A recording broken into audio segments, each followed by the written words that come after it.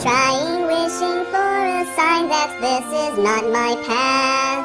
Do I want them all to feel my wrath? Is that all I'm here for? To be something they hate?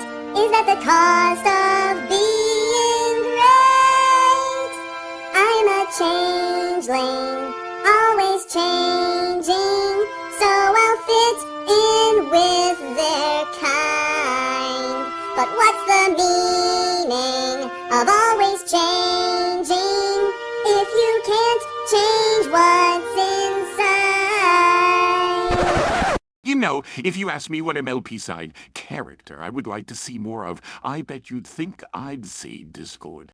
And while I do truly love his character, he honestly gets some really good moments in the show and other fantastic moments in the comic. So, while I'm always going to want more of my favorite character, I wouldn't say I'm disappointed with the amount we have of him.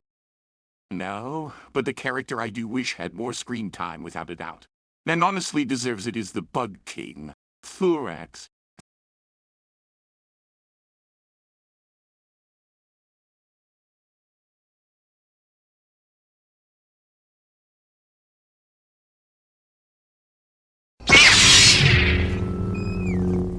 Get your kid ass out of here.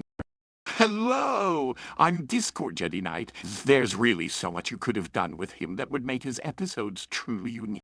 Unfortunately, much like all the side characters in MLP, he barely gets any time to shine. But the small moments that he does shine are what he does best.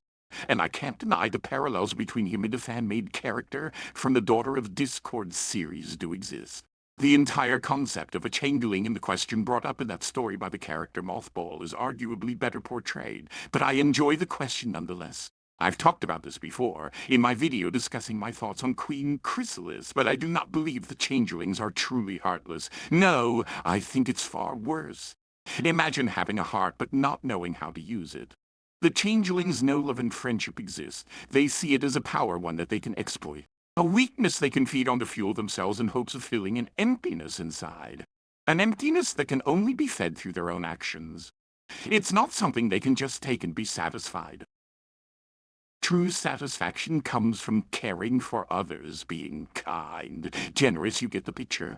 But they don't know how to do that, so they steal it from others, both figuratively and literally. And the question is the only path? Or is there another? The answers come through Mothball as he learns there is a choice. He has a choice he can make. He can choose love and friendship. I like how Mothball is conflicted with that choice. But this isn't about Mothball. It's about Thorax, who, despite having a similar situation, is arguably downplayed a bit. With that said, he is still an outsider among his people. He feels a sense of happiness when he sees his family. But they are basically taught that this is a stupid, weak thing and they look down upon it and Thorax for it. This causes him to basically run away, not understanding what he's doing wrong. He's a changeling, but he doesn't think like the others do. He wants to be something better, something kinder.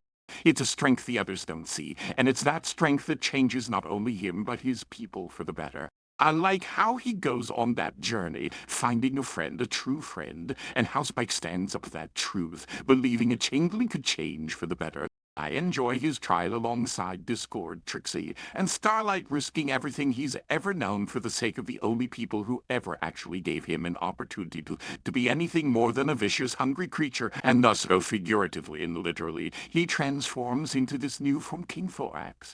There is only one issue I have with it. Why doesn't he have eyes?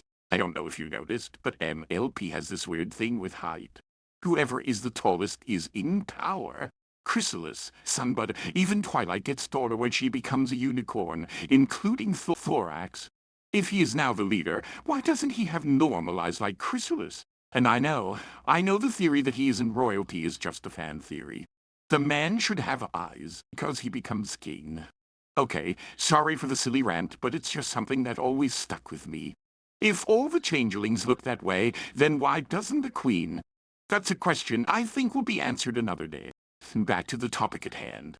The most important episode that pretty much confirmed to me that we needed more focus on him was the episode where, despite being the leader and changing the changelings for the better, his brother doesn't want to give up the old ways.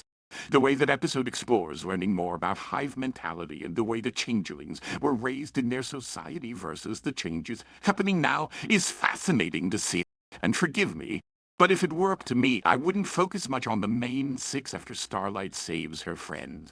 The focus should be on Starlight. But that's for another video I'll do eventually. But also on Thorax. We could have had more episodes of him dealing with changes and complications both within and outside of his new role. How does he feed his new people? Do they even need to eat or grow food? Do they just feed on each other in love? What happens when a changeling who has changed starts arguing and fighting with the others? How are changelings viewed by the rest of Equestria?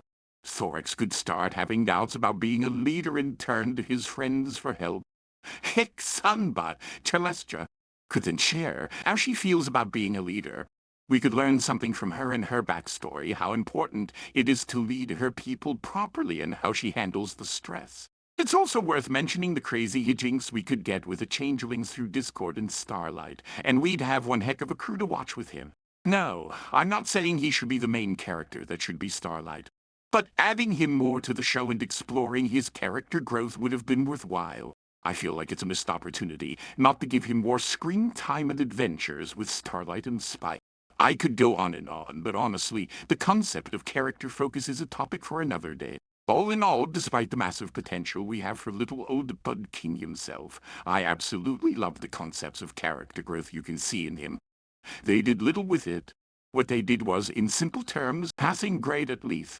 Is a B-tier character at least a good-hearted, kind, and gentle soul strong enough and brave enough to change his entire kingdom's way of life for the better? I only wish I got to see more of him, but in the end he's just a good character. But he's not the only one with amazing potential that was wasted in MLP. Go ahead and watch my thoughts on Cozy Glow in this video to see why I think she could have been amazing too. But in the end, was pretty much squandered even worse than Bud King Thorax here. Like, share, subscribe for more, and let me know what you think of him down in the comments, and always remember, my friends, the lesson we can all learn from Mr. Bugman himself. Friendship is magic, and we can all change for the better.